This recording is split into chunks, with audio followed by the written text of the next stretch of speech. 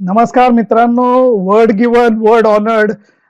तुमची परत एकदा क्रिकेटेनमेंट म्हणजे क्रिकेट करमणूक करायला फेसबुक लाईव्ह तर्फे मी तुम्हाला जॉईन झालेलो आहे. त्यामुळे हळूहळू सगळेजण जॉईन होतील.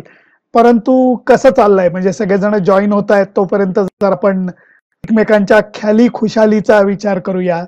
लॉकडाऊन मध्ये कसे आहात सगळे? आराम करताय ना? घरी बसताय ना? स्वतःची काळजी घेताय ना? सारखा मोबाईल, सारखा फोन, सारखा लॅपटॉप असं तुम्ही करत नाही आहात ना? एवढंच मला तुम्हाला सगळ्यांना विचारायचं होतं. त्याचं कारण मी सुद्धा मस्तपैकी आराम करतोय, घरात आहे. मला न्यूझीलंडहून येऊन आज बरोबर महिना झाला आणि हार्डली मी घराबाहेर पडलेलो आहे. लॉकडाऊनच्या काळात तर अजिबात पडलेलो नाहीये. घरी थांबलेलो आहे इमानदारीत. परंतु हा आठवडा जरा मजेदार होता. कारण या आठवड्यामध्ये एक मोठा वाढदिवस झाला. तुम्ही म्हणाल कुठला आणि कोणाचा? अहो असं काय करताय? 2011 आपण वर्ल्ड कप जिंकलो, त्याचा वाढदिवस आपण साजरा नाही का केला एप्रिलमध्ये अगदी सुरुवातीलाच? कारण 2011चा वर्ल्ड कप म्हणजे आपल्या सगळ्यांकरताच एक पर्वणी ठरला. 28 वर्षानंतर आपण वर्ल्ड कप परत एकदा जिंकलो आणि त्यामुळे त्याचा आनंद काही वेगळाच होता. आणि त्या मेमरीज सगळ्या परत एकदा जागवताना, त्या सगळे अनुभव एकमेकांच्या बरोबर शेअर करताना खूप मजा आली. खूप प्लेयर्सनी त्या 2011च्या टीममध्ये जे खेळाडू होते त्या बऱ्याच खेळाडूंनी बघा की आपापले अनुभव हे त्यावेळेला सांगितलेले आहेत. आणि त्याची म्हणजे कडी काय झाली तर कालच्या टाइम्स ऑफ इंडियामध्ये सचिन तेंडुलकर आणि वीरेंद्र सेहवागनी इतक्या मस्त साध्या सरळ सोप्या आठवणी सांगितल्या आहेत. पार्टनरशिप चालू असताना हे लोक जागा बदलत नाहीत. म्हणजे तुम्हाला सांगतो 2001 साली जेव्हा द्रविड आणि लक्ष्मण पार्टनरशिप झाली होती त्यावेळेलाही कुणी जागा बदललेली नव्हती. आणि 2011च्या वेळेला गौतम गंभीर आणि महेंद्रसिंग धोनी यांची पार्टनरशिप चालू होती तेव्हाही कुणी जागा बदलली नाही. सचिन तेंडुलकर आत बसलेला होता, त्यांनी सेहवागला जागा बदलून दिली नाही. फार मजेदार या गोष्टी कालच्या टाइम्स ऑफ इंडियामध्ये मस्त आर्टिकल आहे, तुम्ही वाचलं नसलं तर जरूर वाचा. परंतु या सगळ्या आठवणी करत असताना मला देखील एक आठवण पटकन सांगावीशी वाटते, जी मला धोनीनी सांगितलेली होती. की धोनी ज्यावेळेला बॅटिंगला गेला तेव्हाच माहिती आहे सगळ्यांना की अपेक्षा होती की युवराज बॅटिंगला जाईल आणि तो प्रत्यक्षात बॅटिंगला गेल्यानंतर काहीतरी 5-7 रन झालेले असताना 2 रन पळण्याकरता तो सुसाट पळाला. नॉन स्ट्रायकिंग एंडला जाऊन तो परत उलटा फिरत असताना त्याचा पाय घसरला, तो खाली पडला आणि तो स्वतःवर रागवला. का? तर वर्ल्ड कप फायनलच्या वेळेला हे घसरणं बिसरणं त्याला इतका राग आला स्वतःचा. आणि त्याच्यानंतर त्यांनी बुटाच्या सोलकडे पाहिलं की खिळे बिळे सगळे नीट आहेत ना.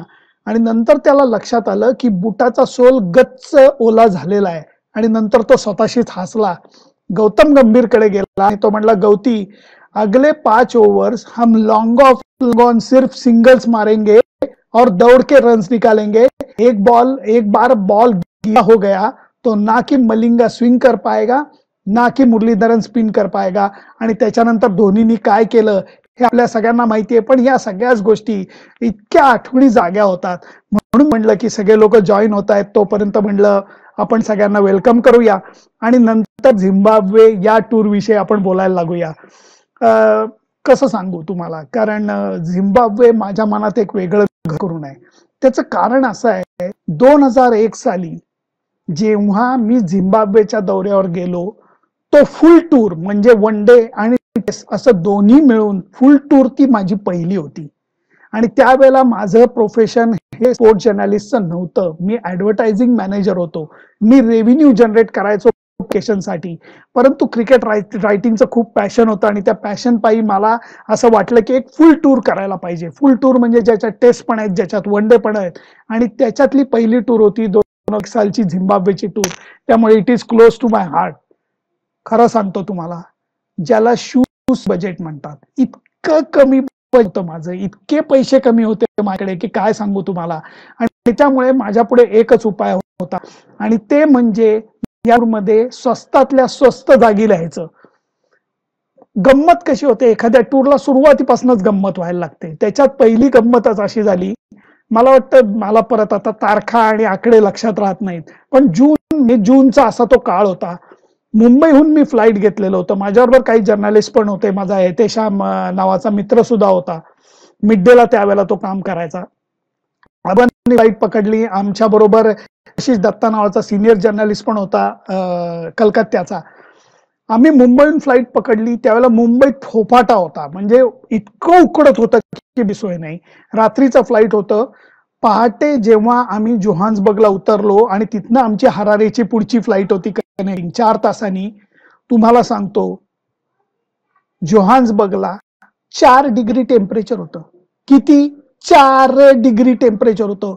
इतके थंडीने काकडलो आम्ही, इतके थंडीने काकडलो. अर्धा पाऊण तास सगळेजण हुलझपट, सगळी दुकानं बंद, की तुम्हाला स्वेटर विकत घ्यायचा तर तीही शक्यता नव्हती. एअरपोर्टवरती सगळी दुकानं बंद होती, पहाटे 4 वाजलेले असल्यामुळे. शेवटी इमिग्रेशन ऑफिस गेलो, हात जोडून सांगितलं की सर माफ करा, ही अशी अशी गोची झालेली आहे. तो हसायला लागला. त्यांनी त्याची केबिन उघडून दिली, आम्हाला चहाची किटली दिली आणि त्या मग गरम वातावरणात आम्ही बसलो आणि नंतर मग पुढचं फ्लाईट पकडलं. आम्ही जेव्हा हरारेला उतरलो तेव्हा प्रत्येकाचं, म्हणजे ते सिनियर जर्नलिस्ट होते, न्यूजपेपर रिप्रेझेंट करत होते, त्यांचं हॉटेलमध्ये बुकिंग होतं. माझं मात्र एका छोट्याशा एअरबीएनबी म्हणा किंवा बॅकपॅकर अशा ठिकाणी बुकिंग होतं. आणि एअरपोर्टवरनं जेव्हा मी टॅक्सी करून पहिल्या राहायच्या जागी पोहोचलो तेव्हा तिथल्या गेस्ट हाऊसच्या जी मुलगी होती, जी हँडल करत होती गेस्ट हाऊस, तिने मला पहिला प्रश्न काय विचारला असेल की आय होप की तू जास्त डॉलर्स एक्सचेंज नाही केले. US डॉलर मी घेऊन गेलेलो होतो आणि मला झिम्बाब्वे डॉलर घ्यायचे होते. मी म्हटलं मी $200 केले. Oh my God, 200? ठीक आहे ठीक आहे, तरी वाईट नाही कारण तू 2 केलेस. मी म्हटलं एवढंही काय बोलतीये. तुम्हाला सांगतो त्यावेळेला झिम्बाब्वेच्या US च्या $1 झिम्बाब्वेचे $65 मला एअरपोर्टवरती मिळाले. ओपन मार्केटमध्ये झिम्बाब्वेचे $165 मिळत होते. इतका फरक होता. 65, 165. म्हणून ती बाई मला विचारते की तू जास्त डॉलर्स एक्सचेंज नाही ना केले. तिथनं जी सुरुवात झाली, तुम्हाला सांगतो त्या नोटाही अजून मी जपून ठेवलेल्या आहेत. या बघा, $5 नोट आहे, 2001 सालची, करकरीत. आणि ही आहे $100 नोट, 100 झिम्बाब्वे डॉलर्स. आताच्या नोट तुम्हाला सांगून आश्चर्य वाटेल, 10 कोटी आणि 50 लाख वगैरे अशा डिनॉमिनेशनच्या नोटा आता झिम्बाब्वेत मिळतात. त्याची कहाणी मी तुम्हाला नंतर सांगतो. त्यावेळेला ज्यावेळेला मी पहिली टेस्ट कव्हर करायला बुलवायला पोहोचलो त्यावेळेला मी तुम्हाला अगोदर सांगितल्याप्रमाणे माझं बुकिंग हे बॅकपॅकर लॉज मध्ये होतं. बॅकपॅकर लॉज म्हणजे फार मजेदार कॉन्सेप्ट असते. तुमच्या पाठीवर मावेल एवढं सामान घेऊन तुम्ही तिथं जायचं असतं. किचन कॉमन असतं, टॉयलेट कॉमन असतात, बाथरूम्स कॉमन असतात आणि लिव्हिंग रूम वगैरे सगळ्या गोष्टी कॉमन असतात. ते जे गेस्ट हाऊस होतं खचाखच शाकाच स्पियर, मला अजूनही त्याचं नावही आठवतं, शाकाच स्पियर, अगदी समोर होतं. अक्षरशः म्हणजे बुलवायाच्या ग्राउंड अगदी समोर होतं, म्हणून कन्व्हिनियंट होतं आणि स्वस्त होतं, म्हणून मी तिथं राहिलेलो होतो. त्यावेळेला मी तिथं राहिले असताना झिम्बाब्वेमध्ये 7 दिवसानंतर का 5 दिवसानंतर खग्रा सूर्यग्रहण होणार होतं. शाका स्पियर्स हे पर्यटकांनी भरलेलं होतं. मी माझ्या रूम मध्ये बसलो होतो. माझं बुकिंग इतरांचं 1-2 दिवसाचं बुकिंग होतं, माझं मात्र चांगलं 10 दिवसाचं बुकिंग होतं, कारण प्रॅक्टिस मॅच आणि पहिली टेस्ट मॅच ही तिथं होणार होती. मी बॅग वगैरे अनपॅक करत असताना त्या गेस्ट हाऊसची मालकीण जी होती, डोरी कॉव्हेंट्री तिचं नाव, ती आली आणि ती मला म्हणली, hello mister Lele, how are you doing, कशासाठी तुम्ही आलायत? तर मी म्हणलं कामासाठी आलोय. हा हा बरोबर, खग्रास सूर्यग्रहण आहे त्याच्यासाठी आलेलं असणार. म्हणलं नाही नाही, मी खग्रास सूर्यग्रहणासाठी नाही आलेलो. ती म्हणली मग तू कशासाठी आलायस? म्हणलं मी क्रिकेटची टेस्ट मॅच कव्हर करायला आलोय. ती म्हणली don't tell me you are a cricket journalist. म्हणलं of course I am a cricket journalist. तिने माझा दंड असा गच्च पकडला आणि मला घेऊन गेली, ती तरा उचलून घेऊन गेली आणि मला तिने बारमध्ये नेलं. या बॅकपॅकर लॉज मध्ये छोटासा बार असतो, बार मागे तिचा नवरा चक कॉव्हेंट्री लोकांना ड्रिंक्स करत होता आणि डोरी कॉव्हेंट्री गेली आणि ती म्हणली ओळखा पोहा कशासाठी आलेला आहे? तर तो म्हणला ऑफकोर्स फॉर द इक्लिप्स, सूर्यग्रहणासाठी. ती म्हणली नाही चक, हा क्रिकेट जर्नलिस्ट आहे, हा पहिली टेस्ट कव्हर करायला आलाय. चक कॉव्हेंट्रीनी बार अटेंडरचं काम सोडलं, तिथनं मागणं तो पुढे आला, त्यांनी मला गच्च मिठी मारली. मी म्हणलं अरे एवढं काय याला प्रेम यायला झालं, तुम्हाला काय गंमत. टेस्ट साठी मी तिथे राहत होतो. वन डे जेव्हा पुढची बुलवायला झाली त्यावेळेला त्या वन डे मध्ये चक कॉव्हेंट्री ऑफिशिएटिंग ग्राउंड वरचा अंपायर होता. चक कॉवेंट्री हा इंटरनॅशनल अंपायर होता हे मला नंतर कळलं. त्याचा मुलगा चार्ल्स कॉवेंट्री हा नंतर झिम्बाब्वे करता खेळला. मला कुणीतरी कालच प्रश्न विचारला चार्ल्स कॉवेंट्री बद्दल बोला. त्यांनी 183 रन्स काय काय मोठी एक खेळी केलेली आहे वन डे इंटरनॅशनल मध्ये. तो चार्ल्स कॉवेंट्री हा चक कॉवेंट्रीचा मुलगा, ज्यांच्या साका स्पियर लॉज मध्ये बॅकपॅकर लॉज मध्ये मी राहत होतो. किती आठवणी आहेत तुम्हाला सांगतो. पहिली टेस्ट होती ती बुलवायाला होती आणि ती बुलवायाची टेस्ट शिवसुंदर दासनी मस्त बॅटिंग केली आणि आपल्या फास्ट बॉलरनी चांगली बॉलिंग केली. आपण पहिली टेस्ट चांगल्या मला वाटतं एक साधारणपणे 8 विकेटनी आपण जिंकलेलो होतो. मला वाटलं हा क्या बात आहे, इथं खरी मजा येणार आहे. आणि ती मॅच जिंकल्यानंतर तो संध्याकाळ मला आठवते. ते संध्याकाळी आम्ही सगळेजण कॅम्पफायर केला होता आणि शाखा स्पियर लॉज मध्ये आम्ही बसलेलो होतो. तर जगभरातले पर्यटक आले होते मी अगोदर सांगितल्याप्रमाणे. आणि ते पर्यटक सगळेजण आपापल्या देशाची कहाणी सांगत होते. मला कुणीतरी विचारलं की तू कुठनं आलाय. म्हणलं मी भारतातनं आलोय. तर काही जण म्हणले हा ते हत्ती रस्त्यावरनं चालतात, अस्वलं नाचवतात, गारुडी दाखवतात. मी म्हणलं बाळांनो, आमचा देश काही एवढ्या पुरता मर्यादित नाहीये. या गोष्टी भारतात आहेत, मी नाकारत नाही, परंतु हा देश म्हणजे भारत आहे असं नाही. भारत आमचा खूप विविधतेने नटलेला देश आहे, खूप सुंदर आणि संस्कृतीचा देश आहे, वगैरे वगैरे बडबड चाललेली होती. आणि त्याच्यानंतर मी आत बाहेर असं करत होतो. 2 तासानंतर या गप्पांच्या दरम्यान दरम्यान लोकांच्या लक्षात आलं की जेवणाचं काय. झिम्बाब्वेमध्ये 8 वाजता सगळं बंद होतं. हॉटेल्स, KFC वगैरे सगळं बंद होतं, मॅकडोनाल्ड सगळं बंद होतं. आणि सगळेजण म्हणले बापरे, जेवणाचं काय करायचं, कुणीच जेवलेलं नाहीये. मी आत बाहेर जे करत होतो, मी सगळ्यांसाठी पावभाजी बनवलेली होती, म्हणजे भाजी बनवली होती. ते एवढं पातेलं मोठ्याच्या मोठं 20 जणांना पुरेल एवढी भाजी मी बनवलेली होती. ती मी घेऊन आलो बाहेर आणि सगळ्यांना सांगितलं मी चांगलं इंडियन फूड बनवलेलं आहे, तर प्रत्येकाने आपापला ब्रेड घेऊन या. सगळेजण आत पळाले, आपापली प्लेट आपापला ब्रेड घेऊन आले, स्पून आणि फोर्क पण घेऊन आले. मी सगळ्यांना सांगितलं हे बघा, हे इंडियन फूड आहे, त्यामुळे कुणीही चमचा आणि काटा वापरणार नाही. सगळेजण हाताने जेवतील, पहिले हात धुवून या सगळेजण. गपचूप सगळेजण हात बी धुवून आले. त्याच्यानंतर आम्ही शेकोटी भोवती बसलो. मी सगळ्यांना भाजी सर्व केली, सगळ्यांनी पाव आणले होते. सगळ्यांनी पावभाजी इतक्या आवडीने खाल्ली की नंतर ते पातेलं घासायची सुद्धा वेळ आली नाही. इतकं चकाचक सगळं साफ झालं. सगळ्या जणांनी मस्तपैकी परत हात धुतले आणि सगळे रिलॅक्स झाले की काय अडचणीतनं आपल्याला मार्ग मिळाला, काय सुंदर जेवण मिळालं. आणि नंतर एका जर्मन पोरीला लक्षात आलं की अरे हे तर सगळं या मुलांनी केलं. तर ती म्हणली की my friend, may I ask you, तू हे का केलंस. म्हणलं अरे बाबांनो, हीच तर भारताची संस्कृती आहे. आणि मग सगळ्या जणांनी टाळ्या वाजवल्या. या गोष्टी मला अजून आठवत आहेत आणि खरोखर मन भूतकाळात रमून जात आहे. दुसऱ्या टेस्ट मॅच साठी आम्ही जेव्हा हरारेला गेलो, त्यावेळेला त्या टेस्ट मॅचच्या अगोदर मी एका खूप मस्त माणसाला भेटलेलो होतो आणि त्याचं नाव होतं केविन करन. आठवतोय का तुम्हाला केविन करन? आठवतोय का तुम्हाला? 1983 साली आपण जेव्हा वर्ल्ड कप जिंकलो त्यावेळेला एक मोठी अडथळ्यांची शर्यत ही एकट्या कपिल देवनी जिंकून दिली होती. होय, त्या वन डे इंटरनॅशनल मध्ये भारत विरुद्ध झिम्बाब्वे, भारताचा स्कोर होता 5/17. 5/17 वरती कपिल देव बॅटिंगला गेला. बिन्नीनी 22 रन्स केल्या, किरमाणीनी 24 रन्स केल्या. कपिल देवनी 16 बाउंड्रीज, 6 सिक्सर सह 175 रन्स केल्या.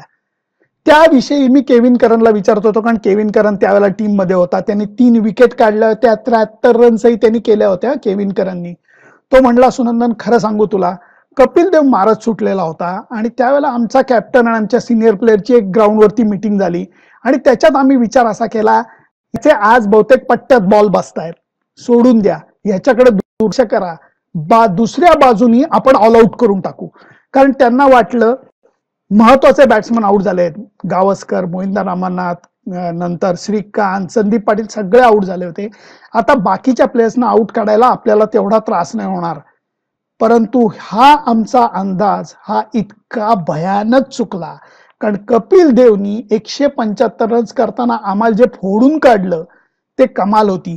ती मॅच आपण प्रचंड मोठ्या फरकानं जिंकलेलो नाहीये. ह्याच्यावरनं कळतं की कपिल देवची ती इनिंग किती महत्वाची होती. हा जो केविन करन होता त्याला नंतर आयुष्यामध्ये खूप दुःख भोगायला लागली. त्याचं घर हे उलट्या वर्णद्वेषाच्या काळामध्ये धुतलं गेलं, त्यांना तिथनं हुसकावून टाकलं गेलं. त्याचा त्रास त्याला सहन झाला नाही आणि 2-3 लहान मुलं असताना त्या केविन करनला हार्ट अटॅक आला आणि तो देवाघरी गेला. त्यांची मुलं म्हणजे टॉम करन, सॅम करन जे आता इंग्लंडकडनं खेळतायत. काय कहाणी आहे बघा, खरोखर काय कहाणी आहे बघा. त्या केविन करनच्या आठवणीने मी थोडासा हळवा झालोय.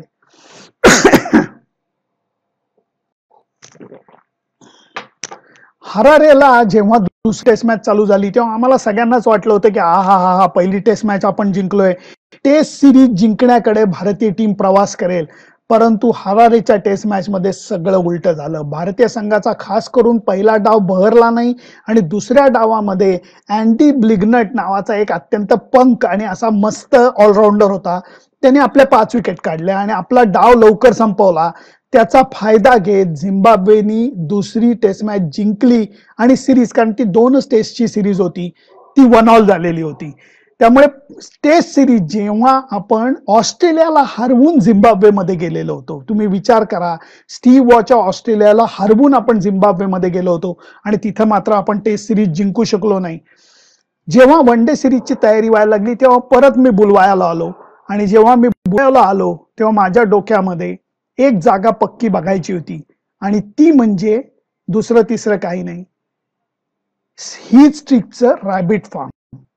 हीच स्ट्रीक हा तिकडचा मोठा शेतकरी, म्हणजे शेतकरी म्हणणंच त्याला मला हे होतं, कारण त्याचं बीफ फार्मिंगचं प्रचंड मोठा व्यवसाय होता. त्याच्याकडे 1,500 गायी होत्या बीफ फार्मिंगसाठी आणि 500 एकराचं त्याचं फार्म होतं. 500 एकराचं रॅबिट फार्म. मी आणि माझा मित्र जोसेफ हुवर ला त्यांनी इन्व्हाइट केलेलं होतं म्हणून आम्ही तिथे एक रात्र राहायला गेलेलो होतो.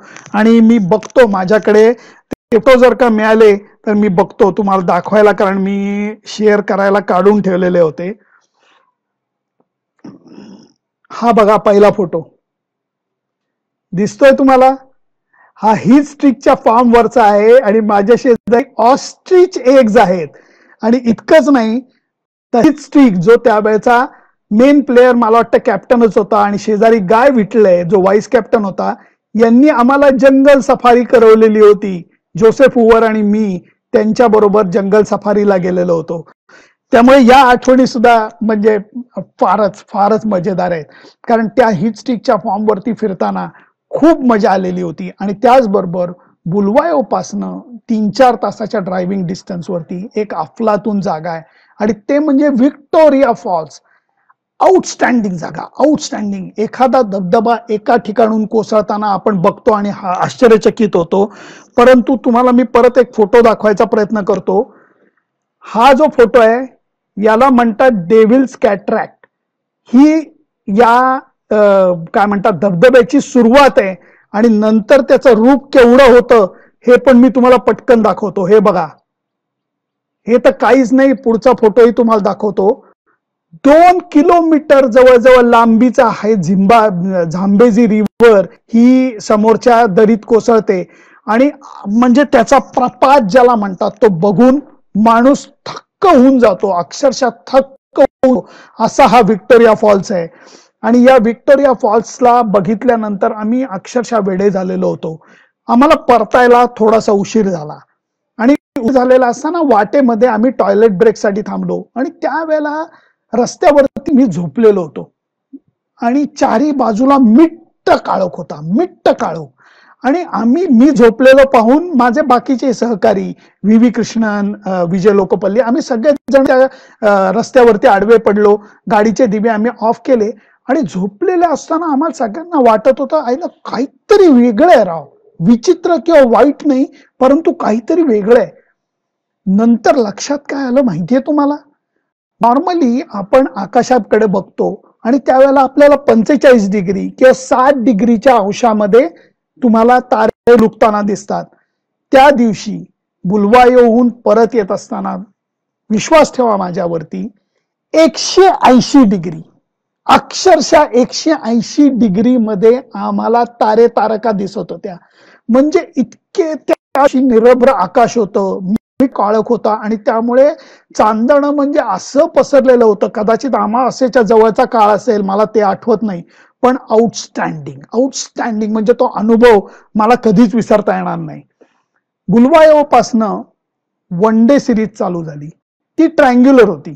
वेस्ट इंडिज, झिम्बाब्वे, भारत अशी ती ट्रायंग्युलर सिरीज होती. त्या ट्रायंग्युलर सिरीज मध्ये ऑल प्ले ऑल ट्वाइस अशी ती ट्रायंग्युलर सिरीज होती आणि नंतर ज्या दोन टीम फायनलला पोहोचतील त्याच्यामध्ये फायनल होणार होती हरारे स्पोर्ट्स क्लबला. काय सांगू तुम्हाला, आपण झिम्बाब्वेला दोन्ही मॅच मध्ये हरवलं, आपण वेस्ट इंडिजला दोन्ही मॅच मध्ये हरवलं आणि त्याच्यानंतर आपण फायनल खेळायला हरारेमध्ये पोहोचलो. एक्सपेक्टेशन हाय होत्या, आपली टीम जबरदस्त फॉर्म मध्ये होती, परंतु त्या दिवशी वेस्ट इंडिजच्या सगळ्या प्लेयर्सनी बऱ्यापैकी बॅटिंग करून, मला परत आकडे नाही आठवत, 280-290चा स्कोर उभारलेला होता. आपल्याकरता तो स्कोर अशक्य नव्हता, कारण झिम्बाब्वेचं ते विकेट होतं, आउटफील्ड त्या मानाने फास्ट होतं. पण तुम्हाला सांगतो, कुरे अँडरसन नावाच्या बॉलरनी नवीन बॉलवरती इतकी अप्रतिम बॉलिंग केली की त्यांनी 4 प्रमुख विकेट आपल्या पहिल्या आणि दुसऱ्या स्पेलमध्येच काढल्या होत्या. सचिन तेंडुलकर सुद्धा सुरुवातीला आउट झालेला होता. भारतीय टीमचे सगळे प्रमुख बॅट्समन आउट झालेले असताना खिंड लढवली माझ्या मित्रांनी, ज्याचं नाव आहे समीर दिघेनी त्या मॅच मध्ये 94 रन्सची आउटस्टँडिंग खेळी केलेली होती. आपण ती मॅच मला वाटतं 16-20 पेक्षाही कमी रन्सनी हरलेलो होतो, परंतु ती इनिंग मला समीर दिघेची कधीच विसरता येणार नाही. फक्त यांनी दुर्दैव असं झालं, test series 1 all, one day series मध्ये आपण फायनल हरले, आपल्या हातात ट्रॉफी नाही. त्यामुळे एका अर्थाने त्या दौऱ्यावरनं आपण रिकाम्या बॅगेनी परतलेलो होतो. त्याच्यानंतर 2001 सालानंतर अजून एक 2001 सालची मजेदार कहाणी मला आत्ता आठवली, ती तुम्हाला शेअर करतो. वन डे सिरीज दरम्यान प्रॅक्टिस चालू होती आणि ती प्रॅक्टिस चालू असताना सचिन तेंडुलकरला मी भेटायला गेलो आणि सचिन तेंडुलकरला भेटायला गेलेलो असताना त्याला म्हणलं की अरे गुड न्यूज आहे. तो म्हणला काय रे? मी म्हणलं अरे आमिर खानचा लगान हिट झाला. सचिनचा चेहरा बदलला, एकदम खुश झाला तो. अरे काय सांगतो, अरे फॅन्टास्टिक यार, मला खूप आनंद आला. मग मी पत्रकार, मी म्हटलं का रे बाबा, एखादा सिनेमा हिट झाल्याचा तुला आनंद एवढा का झाला? तेव्हा तो हसायला लागला. नाही रे असं काही नाही. म्हटलं सचिन मला माहितीये, फक्त ते मला तुझ्या तोंडून ऐकायचंय. तुम्हाला सांगतो, सचिन तेंडुलकर आणि आमिर खान जानी दोस्त आहेत आणि त्यावेळेला जेव्हा लगान आमिर खान बनवायला लागलेला होता तेव्हा त्यांनी संजय मांजरेकर आणि सचिन तेंडुलकरला क्रिकेटिंग हाय पॉइंट्स विचारलेले होते आणि त्यावेळेला या दोघांनी क्रिकेटिंग हाय पॉइंट्स काय असतात, म्हणजे समजा बोल्ड काढलाय बॅट्समनला परंतु नो बॉल आहे, रन आउट आहे, स्पिंग आहे, कॅच पकडला परंतु सिक्सर आहे, वगैरे वगैरे, हे हाय पॉइंट्स त्यांनी सांगितले होते जे आपल्याला सिनेमामध्ये दिसतात. त्याचबरोबर ज्या काळामध्ये तुम्ही ती फिल्म करताय त्या काळामध्ये ग्लोव्ज कसे असतील, पॅड्स कसे असतील वगैरे याची सुद्धा माहिती संजय मांजरेकर आणि सचिन तेंडुलकरने आमिर खानला दिलेली होती आणि या इन्व्हॉल्वमेंटमुळे सचिन तेंडुलकरला लगान हिट झाल्याचा खूप आनंद झालेला होता. ही कहाणी सुद्धा आता मला आठवली, कारण ती सुद्धा झिम्बाब्वेची आहे. तुम्हाला सांगतो, त्याच्यानंतर 2003 साली मी परत एकदा झिम्बाब्वेला जायची मला संधी मिळाली, कारण आपण वर्ल्ड कप साठी तिथे गेलेलो होतो. लक्षात घ्या, 2003 वर्ल्ड कपची सुरुवात खराब झालेली होती. आपण नेदरलँड्स विरुद्धच्या पहिल्या मॅचनी सुरुवात केली, ती मॅच आपण तडमडत जिंकलो. त्याच्यानंतर 2-3 मॅचेस आपण लागोपाठ हारलेलो होतो आणि त्या हारीनंतर भारतीय टीमचं कॅम्पेनच संकटात आलेलं होतं आणि ते संकटात आलेलं असताना खरोखर लोक नाराज झालेले, फॅन्स नाराज झालेले. सचिन तेंडुलकरला विनंती करायला लागली होती की आपल्या टीमवरचा विश्वास कायम ठेवा, आपली टीम नक्की बाउन्स बॅक करेल वगैरे वगैरे. आणि त्याच्यानंतर आपण झिम्बाब्वेला गेलो होतो. झिम्बाब्वेला आपण ती मॅच चांगली बॅटिंग करून सेकंड इनिंग मध्ये जिंकलेलो होतो आणि तिथनं ते चक्र फिरलं आणि आपण फायनल पर्यंत धडक मारली. त्याच्यानंतरच्या सगळ्या मॅचेस आपण झकास जिंकलेलो होतो. आपण पाकिस्तानला हरवलं, आपण इंग्लंडला हरवलं, आपण केनियाला हरवलं आणि आपण फायनलमध्ये गेलेलो होतो. परंतु त्याची सुरुवात झिम्बाब्वे पासून झालेली होती आणि म्हणून झिम्बाब्वेची ही जी कनेक्शन्स आहेत ती मला कधीच विसरता येणार नाहीत. मग आता या झिम्बाब्वेचं काय झालंय? मगाशी मी तुम्हाला या नोटा दाखवल्या $100च्या आणि हेही त्यावेळेला सांगितलं की आता या नोटांना कवडीची सुद्धा किंमत नाहीये. कवडीची म्हणजे मी तुम्हाला सांगतो 2001 साली गेलो, एका $65 65 झिम्बाब्वे डॉलर आणि ओपन मार्केटमध्ये 165 झिम्बाब्वे डॉलर्स मिळत होते. 2003 साली आम्ही गेलो त्यावेळेला 1000 झिम्बाब्वे डॉलर्स मिळायला लागलेले होते. 2 वर्षामध्ये त्यांची करन्सी खाली आपटलेली होती.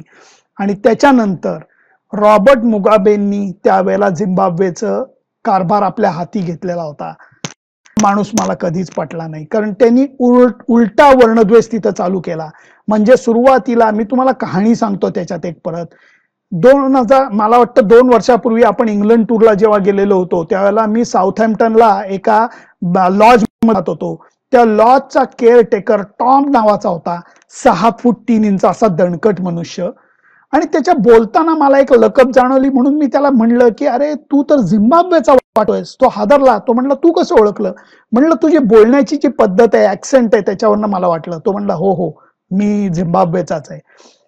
टॉमनी नंतर त्याची कहाणी सांगितली की तो म्हणला माझं वर्कशॉप होतं, मस्त छोटं वर्कशॉप होतं, छोटी इंडस्ट्री होती, मस्त चालायची. तिथं जे कामगार काम करायचे त्यांची मी काळजी घ्यायचो आणि ते कामगार दरवेळेला म्हणायचे की बाबा तू चांगला वागतोयस म्हणून आम्ही तुझ्याशी वाईट नाही वागणार. तो म्हणला का वाईट नाही वागणार? तो म्हणला बघा 6 महिन्यात वर्षामध्ये आमची सत्ता येते. टॉमनी ते काय सिरियसली घेतलं नाही. एकदा तो बँकेत गेला ज्यावेळेला रॉबर्ट मुगाबेंचं रेजिम आलेलं होतं, सरकार आलेलं होतं. बँकेमध्ये गेला तेव्हा त्याच्या खात्यामध्ये 25,000 पाऊंड होते, ब्रिटिश पाऊंड होते. त्यांनी 2,000 पाऊंड काढायच्यासाठी विड्रॉल स्लिप बँकेमध्ये दिली. 2,000 पाऊंड, त्याला 2,000 झिम्बाब्वे डॉलर्स दिले. तो म्हणला तुम्ही चुकताय, मला झिम्बाब्वे डॉलर्स नको आहेत, मला पाऊंड हवेत. तेव्हा आतली बाई म्हणाली शांतपणे आजपासनं पाऊंडाची आणि झिम्बाब्वे डॉलरची किंमत सेम आहे, घ्यायचे असले तर हे घ्या नाही तर सुटा. कुठे 2,000 पाऊंड, कुठे 2,000 झिम्बाब्वे डॉलर्स. रडकुंडीला आला बिचारा. जे कामगार त्याच्याकडे काम करत होते ते गाडीतनं त्याच्याकडे येऊन त्याची इंडस्ट्री त्यांनी गिळंकृत केली. आणि हा 6 फूट 3 इंच रावडी टॉम आता एका गेस्ट हाऊस मध्ये केअरटेकर म्हणून काम करतो. माझ्या बरोबर त्यावेळेला गौरव जोशी आणि कौस्तुभ पाठक नावाचे माझे मित्र पण होते, त्यांना ही कथा माहिती आहे. तो मला वरती घेऊन गेला आणि त्यांनी मला 2 सूटकेस भरून झिम्बाब्वे डॉलर्स दाखवले. 2 सूटकेस मोठ्या भरून झिम्बाब्वे डॉलर्स मिळाले, दाखवले, ज्या झिम्बाब्वे डॉलर्स मध्ये चहाचा कप सुद्धा येत नाहीये.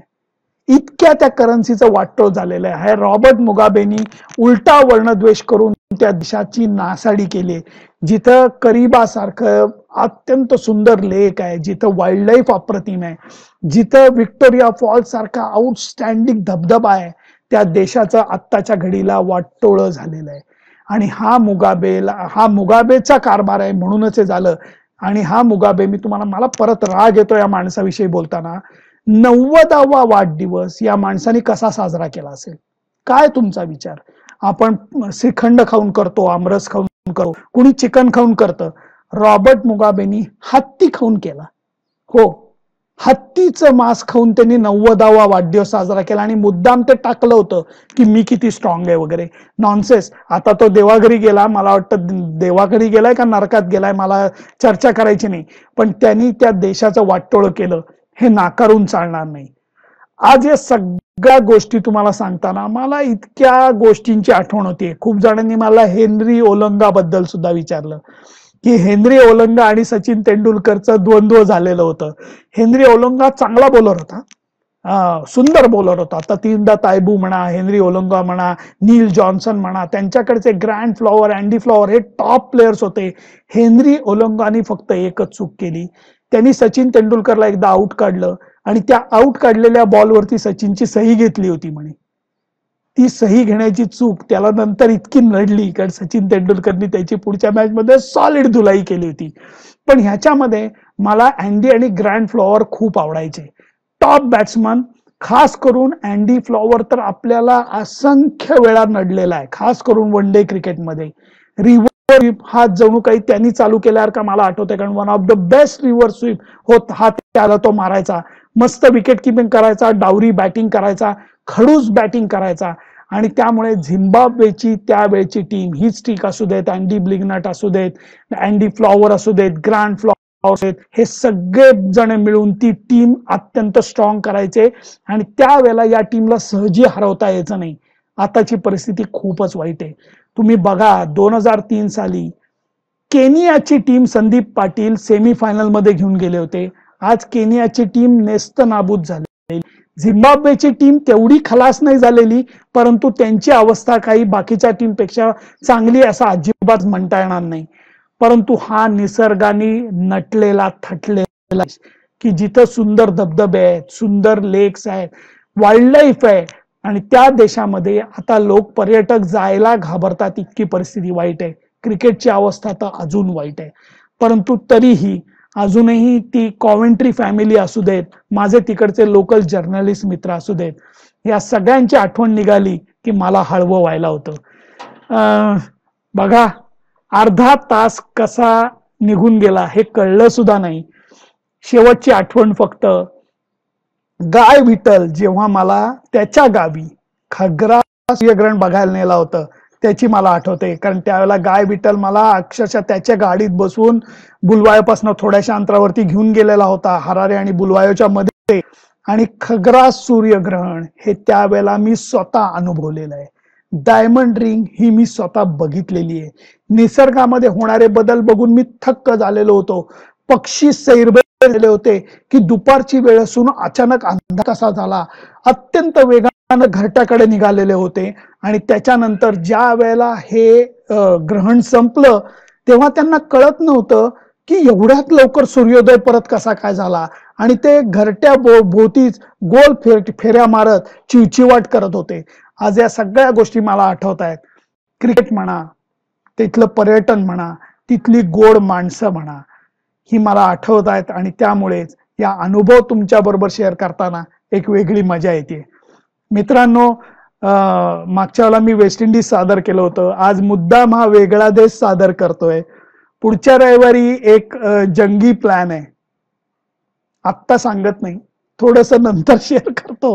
परंतु त्या देशाच्या सुद्धा कथा तुम्हाला वेळ लावून जातील. त्यामुळे आत्ता मी सिक्रेट सांगत नाही, परंतु पुढच्या रविवारी 10:15 वाजता आपण परत भेटूयात. महाभारत का रामायण काहीतरी सकाळ दाखवतात, त्यानंतर आपण क्रिकेटचं महाभारत ऐकूया. मला आशा आहे की तुम्हाला या कथा थोडस काहीतरी वेगळं ऐकायला मिळालं असेल. त्यामुळे धन्यवाद. खूप मोठ्या संख्येने हे माझे मित्र आज जॉईन झालेले आहेत. खूप जणांनी कॉमेंट्स पण केले आहेत, पण मला आता या सगळ्या प्रश्नांची उत्तरं देता येणं शक्य नाहीये. अर्धा तास बडबड करून करून घसा थोडासा आता बोलायला लागलाय. त्यामुळे मित्रांनो, बाय बाय. ज्यांना आत्ता लाईव्ह बघायला उशीर झालाय, एपिसोड तुम्ही जरूर नंतर माझ्या फेसबुक वरती पेज वरती बघा आणि तुम्हाला आवडला की नाही मला नक्की कळवा. त्यामुळे तोपर्यंत मस्त खा, स्वस्थ राहा, घरातच राहा. आज रात्री छोटस व्यंजन लावून मी या जिथनं आता मी फेसबुक लाईव्ह करतोय माझ्या गॅलरी मधनं, त्या गॅलरी मधनं मी सुद्धा एक छान हे लावणारे, काय म्हणतात त्याला, निराण लावून रात्री 9 वाजता मी वाहणार आहे. तुम्ही सुद्धा आपापल्या मध्ये उभे राहा. त्यामुळे तोपर्यंत बाय बाय. पुढच्या रविवारी भेटूयात नक्की.